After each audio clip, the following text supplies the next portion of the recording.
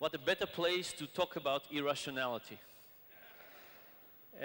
So I want to talk a little bit today about the problem of self-control. And self-control is the topic where we have one desire for ourselves in the long term, and we act very differently in the short term. And to get us thinking about this, I want to tell you a personal story. I was in hospital for a long time, and one of the things I got in hospital, like many other patients, is a new disease. In my case, I got an infected blood transfusion, and I got a type of hepatitis. And it was bad enough to be burned and to be in the burn department for 3 years. It was an added agony to get inflammation of my liver and rejection of the treatment from time to time. And for a long time, they didn't know what the disease was. And about 6 or 7 years later, I had another inflammation of the liver. I checked myself into hospital, and the doctors told me that they knew what I had. I had hepatitis C, and by that time, they could identify and isolate the virus. And they told me that there was a new treatment tested by the FDA to see whether a medication called interferon was going to help with this particular condition. And they asked me if I wanted to join the trial, and I said, of course, I wanted to because I was very afraid of dying from liver cirrhosis. And I started this trial, and they gave me injections, which I had to give myself 3 times a week. And for me, these injections symbolize the complexity of the modern human life. Why?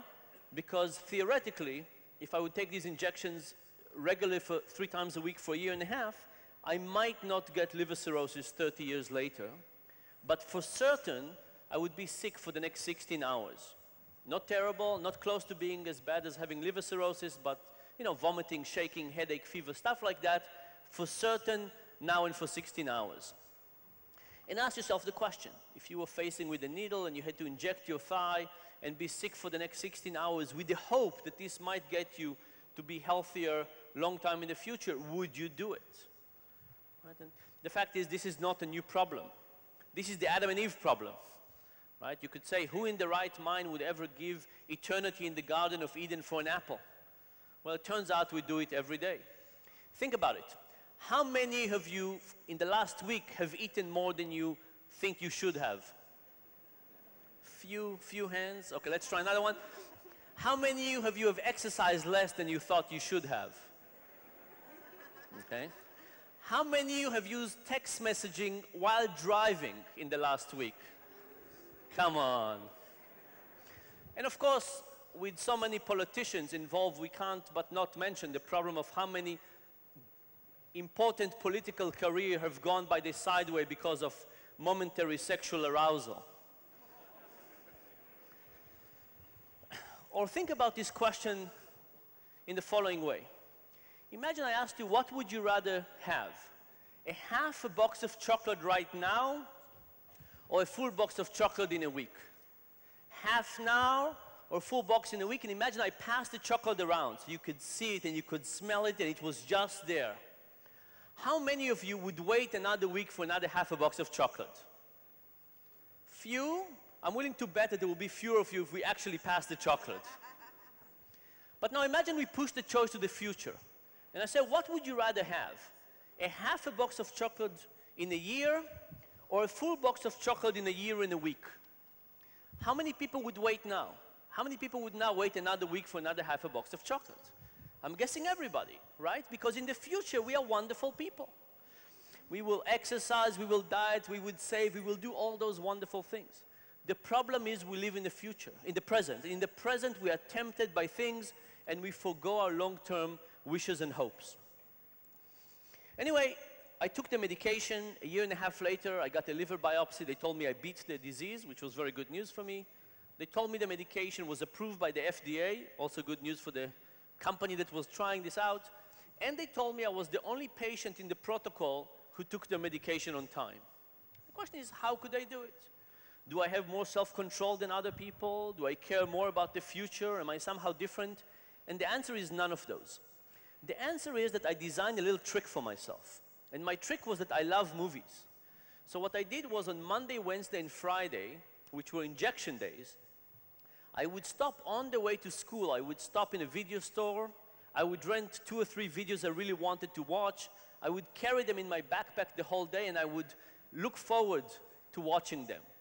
I would get home, I would put the video in, I would inject myself and I would press play. I didn't wait for the side effect to settle in.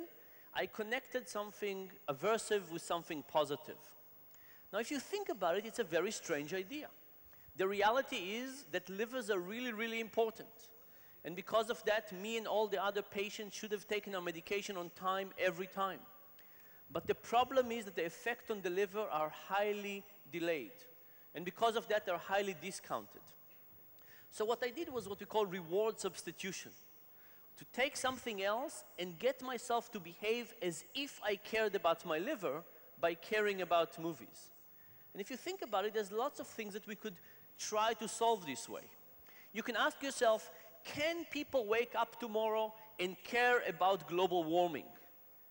The answer is probably not. In fact, if you went about it the other way around and you said, let me create a problem that would maximize human apathy, you would probably come up with global warming. Why? Long in the future would happen to other people first. We don't see it progressing. We don't see anybody particular suffering yet, and anything we could do is a drop in the bucket. All of these forces separately create human apathy. You put them together. What are the chances that people would care? Very, very small. We might get a few fanatics here and there, but the chance we could move masses of people to care is very low. What about reward substitution? Can we take something else from our huge range of motivation, motivation for competition, personal achievement, ego motivation, and tie them to better behavior?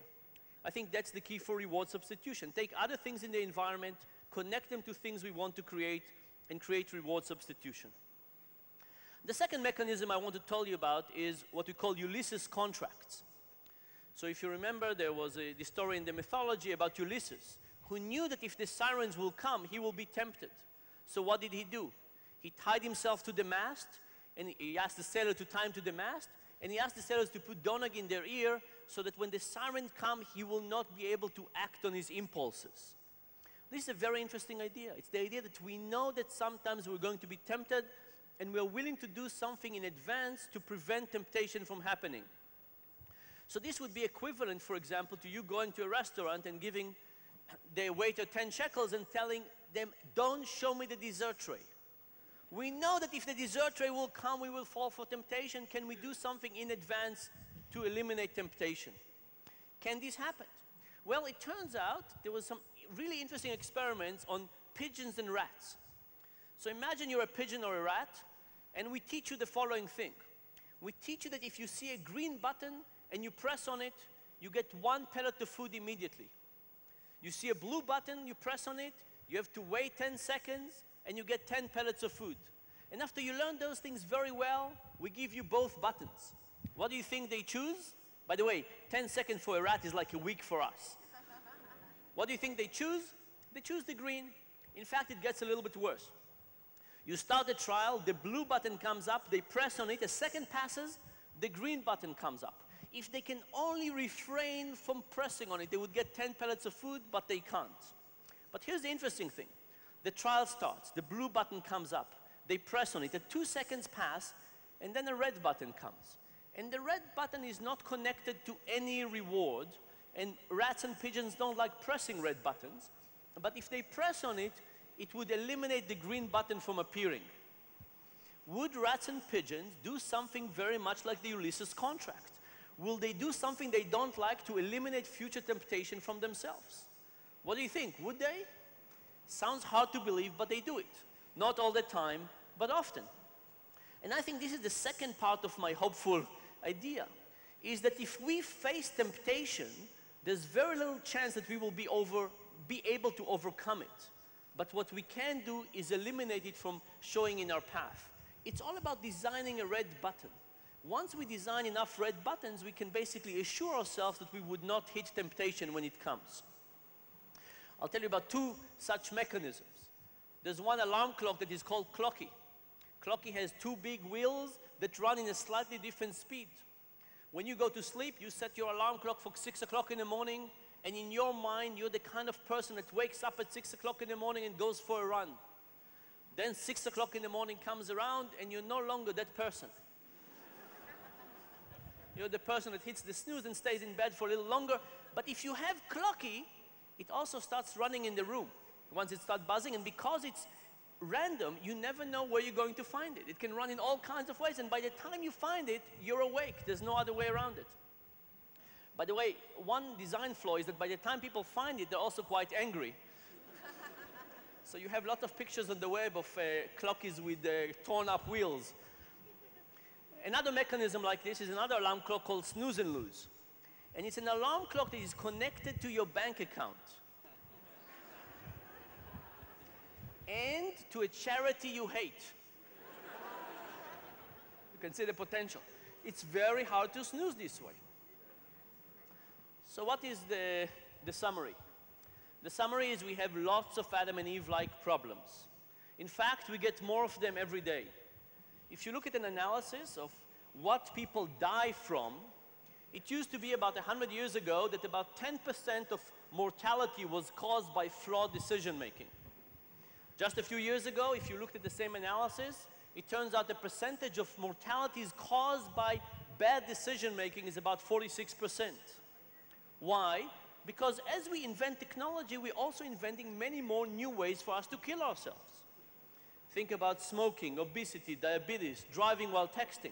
Wonderful technology in terms of food and so on, but at the same time, they really challenge our ability and create conditions in which we can kill ourselves to a high degree. So what does it mean? We have Adam and Eve problems. We'll have more and more of them all the time. And my hope for the future is that we will start to understand these problems. That's the first thing.